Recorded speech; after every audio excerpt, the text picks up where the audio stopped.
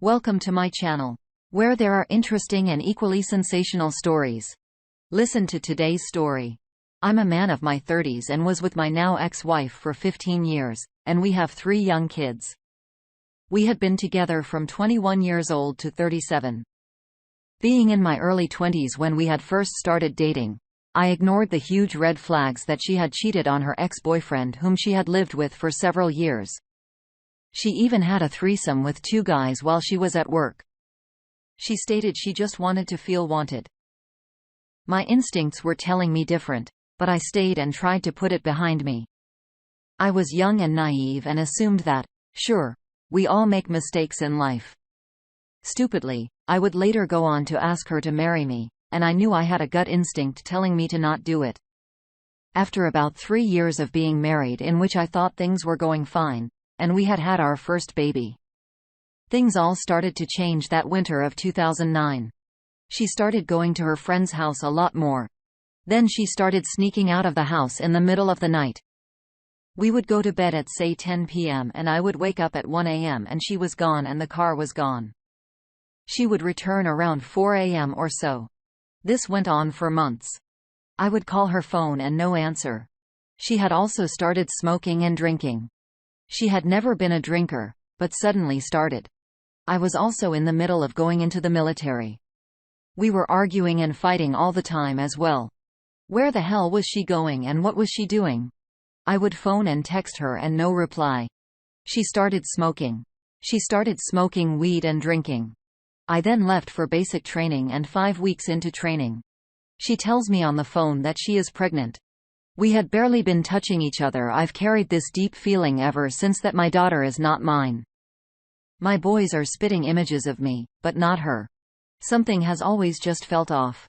She lied and talked me into thinking she is mine. Telling me I'm forgetting about the sexual occasions we had before. I know now that's gaslighting. I needed to focus on the training. And when I had gone home on leave, she was acting normal again and acting all loving, wife, and picked me up from the airport. During that leave, her female friend was looking after her son, and my soon-to-be ex-wife got a text from her friend's boyfriend stating, "Come get your baby. I will expose your lover." My ex-wife had a story for everything yet. I fell yet again for it. I knew deep down there probably was a lover. I never did find out, and after I left the military for medical reasons, we moved to a new area far away and life went on. For years, I've been terrified of a paternity test as it would crush me, and I'm so scared of destroying my little girl. However, I'm doing a paternity test this year. The person we believe she was cheating with was an unemployed alcoholic with bipolar who lived with his mother in a trailer park. Stay classy. Her story has also changed when I was coming home from the army when she said he had tried to kiss her. Nothing ever added up. She swears blind to this day that she never cheated, but going by what was to come, it is pretty clear she was indeed cheating. Fast forward to 2020, and this is when everything fell apart on a major scale. At the start of lockdown virus in early April, she started acting weird. She started hiding her phone. Normally, we went to bed and it was face up beside the bed. Now, it was face down and on silent. She also changed the passcode. Her attitude changed on a level one never knew she was capable of being. She started screaming at me over minor issues. I would walk past her on the sofa, and she would scream that I was giving her dirty looks. She kept shouting at me that I never loved her, and I wanted a doormat. Everything I did was criticized. She was constantly angry and picked fights over everything. She then suddenly wanted to start going for walks on her own, which she had never done in 15 years. She has always had a turbulent relationship with her sister and a year previous had wanted to ghost her from her life altogether. She started taking the kids with her to stay at her sister's every single weekend. The kids say she never left the house, but I think the possibility is she was going out when they were in bed, or she was lying about going to the store. Change passwords on all her social media, suddenly hit her friends list on Facebook, started drinking and hiding bottles of vodka around the house. Her phone was now glued to her, always in her pocket. Even if she went to the bathroom, it was in her pocket. One Saturday night, she got so drunk, She used the kitchen floor as a toilet.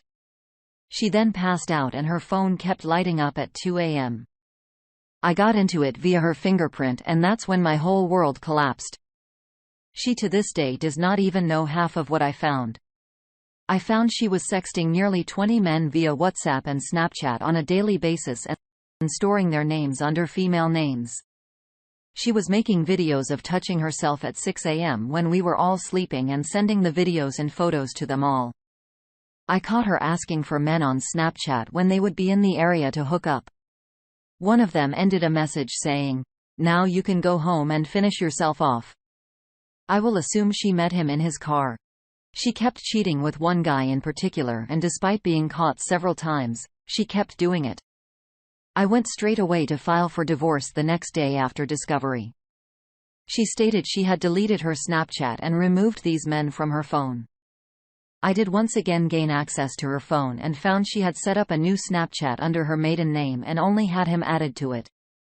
A few days later, I left a GoPro camera hidden in the kitchen, recording, and caught her on camera taking her shirt down and taking sexual photos of herself, whilst the kids were 15 feet away in the other room. Not even 72 hours after lying straight to my face that there was no him and she was not cheating, I caught her red-handed. Then one Sunday evening, maybe a month later, I was informed she was on Tinder. I had a look and there she was, and stating she had a boyfriend who wanted to watch her sleep with other men in front of him. She went into sad sausage face when I confronted her and showed her the screenshots of her profile. Of course, she said it was not her and just somebody being malicious. This person even managed to spell certain words exact way she does. Her other excuse to how it was not her was that they did not use her full name. Think of using Phil instead of Fill Up. Plus, Tinder also shows distance and this profile is within half-mile of our house. I said, we should phone the police then and have it investigated. She stated she had bigger things to worry about, like our marriage, than to worry about a stupid fake profile. Within 20 minutes of the Tinder profile being found out, it had been deleted or set to hidden. I had friends check also, and it was gone. Surely a catfisher malicious person would have had zero idea that I had found the profile. I informed and showed my solicitors and they asked how stupid does she think we are, about like the time where I've seen hickeys all over her right bosom, and she claimed it was from our child climbing over her. 3 young kids under the age of 11, and never once in those 11 years had any such bruising happened. She came home one afternoon and seen bruising on my right shoulder that looked like hickeys, and she went ballistic and started screaming and throwing things at me. She does not do irony. Things then got really bad, and I was arrested for suspicion of assaulting her, and this got social services involved, who then removed us from being together. Just too much to post all at once. Slowly trying to fit the puzzle together, but I know I won't, and what I've discovered is the tip of the iceberg. The suspicion of common assault was dropped by the police as there was no evidence and no witnesses. It was her friend who phoned the police that night, and my solicitors believe I was set up based on the evidence and the situation I was going through. My kids were interviewed twice by social services, but they stated that there was no concerns at all towards child safety and that I was clearly a decent father and the kids deeply loved me. They merely wanted my ex-wife and I apart, and they declared I was not allowed to remain in the family home. She had then gone from ignoring me to messaging me about how much she ruined everything and how she had never stopped loving me and wishes she could go back so none of this had happened. Then she rages to screaming at me, accusing me of having girlfriends, and she screams that they are whores. I'm not had any girlfriends nor cheated. She used to assault me. Would grab me by the balls and dig her nails deep into me that it caused pain for days, and then get right in my face and tell me that if I even looked at another girl, she would cut my manhood off so I could never get it up again. Irony was she did these assaults whilst herself was cheating.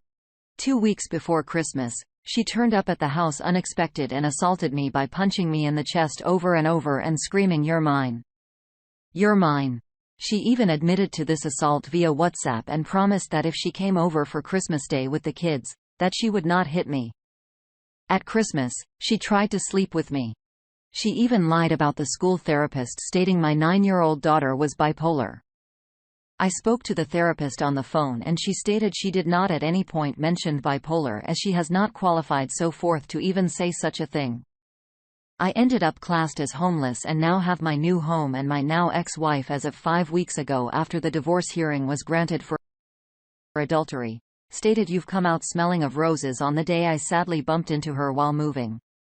How having 15 years of my life, losing my home and my kids, counts as smelling of roses is beyond me. I should also mention that social services at no point met with me nor spoke to me to hear my side of events. They just automatically took her side and removed me from the home. That day, she cried and said how she wishes we could go back and for none of this to have happened. Then a week later, she turned to awful rage upon receiving the court letter about the time and date for the divorce hearing. States she threw out the items that belonged to myself that she had asked for me to leave. We are now in a situation of potential parental alienation as I receive 0 updates on the kids, no calls, no messages, no contact at all.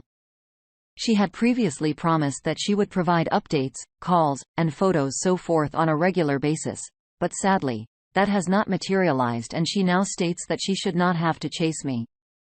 I'm aware of via my soul sitters that this can be a common form of abuse after divorce. I've been reading this group for months now, and the one thing I truly believe is that there are no second chances. Cheaters will try and hide the cheating better. They will lie, gaslight, blame shift, and set you up in extreme cases. What I've wrote above is only the tip of the iceberg as to what had been going on. I'm proud of myself for having divorced her. Let's get a couple comments from the peanut gallery. Crix068 says your worst enemy is your own passivity. Don't get me wrong. A cheater is gonna cheat no matter what. But all the other abuse comes from her knowing you would do nothing about it. I recently watched a clip from Season 1 of Vikings the other day. It was the scene where Ragnar Lothbrok and the other Vikings came across the monks. I know how easy it was for them to massacre them and steal what they wanted as these men had neither the means nor ability to defend themselves from this attack. It's a theme that has played out from the beginning of time. Being passive has never helped anyone. Standing your ground and being assertive has. Our next and last comment comes from Condor 90046. As one service member to another, thank you for your service. Now, I'm going to tell you what I learned about relationships in my 12 years of service. You and I could go on for hours about what we have witnessed with infidelity concerning significant others and deployed teammates. I have seen the toughest of men break down and sob uncontrollably finding out about what was going on back home. My team had to physically restrain a member who was packed and going AWOL. To confront his wife and probably inflict great bodily harm on the affair partner that probably had no idea he was coveting the wife of one of the baddest ass operators I've ever known in my career. I took a pretty good shot to the ribs, but we calmed him down and made him see reason. How did she get caught? The dumbass was going to do her nightly Skype call with him and set it all up, and unbeknownst to her, my teammates, who has always been very punctual, signed on 5 minutes early, and she had already hit connect and waiting. He connects and there she is giving the affair partner a goodnight kiss right in line with the PC camera. So instead of him destroying his career, he filed for divorce instead. No kids, so a wife of our little family went over with another and told her husband knew. And if she were smart, she would pack her worthless ass up and move out of base housing before the end of the employment. She did. I don't know why many of us men have a savior complex, or white knight syndrome, but we do. We think we can take a fractured soul of a woman and show her that everything will fall into place after a year with us. I've tried it twice in my life, and the only result was losing a little bit of my soul twice. And being in the military just made it easier for them to make the bad choices they have been making all their lives. I will leave you with this. There is nothing you can do that will change this woman. All the love and kindness cannot and will not exorcise the demons that possess this woman's soul. The only thing it will cost is yours. This is years of therapy, and she's going to have to want to do the work and face those demons. Godspeed.